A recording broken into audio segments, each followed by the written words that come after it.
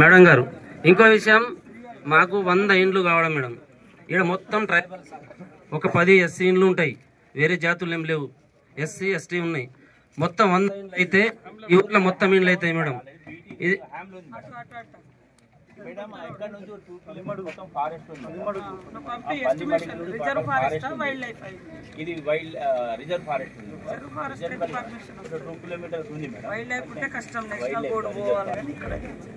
Madam మాకు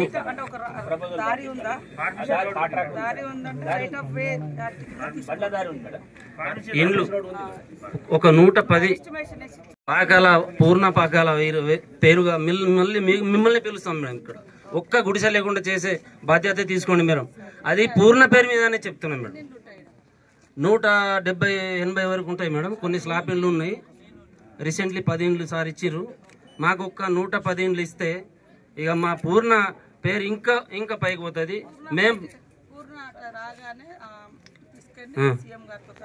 వస్తాం madam, మేము వస్తాం, సార్ తోటి వస్తాం madam. Okay madam, thank you madam. 9th day నాడు కూడా ఇక్కడ రావడం జరిగింది. ఇవాళ మన అక్క కూడా మాట్లాడదాము, మరి పోదాం ఖచ్చితంగా అంటే ఇవాళ ఇంత దూరం రావడం జరిగింది. మరి వాళ్ళ కుటుంబాన్ని పరామర్శించడం జరిగింది. అక్కగారు కూడా మాట్లాడతారు. ఆ కుటుంబానికి ఆ రోజు కూడా చెప్పినా మేము పూర్తిగా కాంగ్రెస్ పార్టీ తరఫున మరి ప్రభుత్వం తరఫున సంపూర్ణ అంటే వాళ్ళందరూ కూడా అన్ని విధాలు ఆదుకుంటామని చెప్పి వాళ్ళకు ప్రగాఢ సానుభూతిని తెలియజేస్తూ వాళ్ళ కుటుంబానికి ఆ భగవంతుడు ధైర్యాన్ని మరి ఆరోగ్యాన్ని ప్రసాదించాలని, ఎవరైతే మరి వాళ్ళ ఫాదర్ చనిపోయారో వాళ్లకు స్వర్గలోక ప్రాప్తి జరగాలని చెప్పి కోరుకుంటూ మరి వాళ్ళు 2 విషయాలు చెప్పారు. ఒకటి, ఈ గ్రామం తరఫున కూడా రిప్రజెంటేషన్ ఇచ్చారు.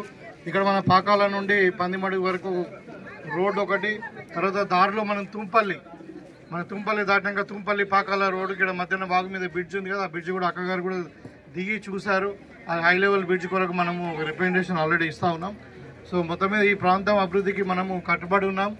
అయితే ఇవాళ మరి వారి కుటుంబాన్ని పరామర్శించడానికి వచ్చినాం కాబట్టి మన యొక్క రాజకీయాలు మాట్లాడకుండా మరి అక్క కూడా ఒక 2 నిమిషాలు ఆ కుటుంబం గురించి మాట్లాడతారని భావిస్తున్నాం. పంచాయరాజ్ మంత్రి, అదేవిధంగా మన గవర్నమెంట్ అడ్వైజర్ షబ్బీర్ అలీ గారు, మరి మేము అందరం కూడా కలిసి మన కాంగ్రెస్ శ్రేణులు అందరూ కూడా కలిసి మీ గ్రామానికి రావడం జరిగింది. చాలా బాధాకరం. మరి చిన్న వయసులోనే ఈ మారుమూల ప్రాంతం నుంచి చిన్న వయసులో ఎవరెస్ట్ శిఖరాన్ని అధిరోధించినటువంటి మరి ట్రైబల్ బిడ్డ ఈరోజు మాలావత్ పూర్ణ వాళ్ళ ఫాదర్ చనిపోయిందని తెలియడంతో మరి మేము ఇక్కడికి రావడం జరిగింది. దేవిదాస్ గారికి మా సంతాపాన్ని తెలియజేస్తూ ఉన్నాం.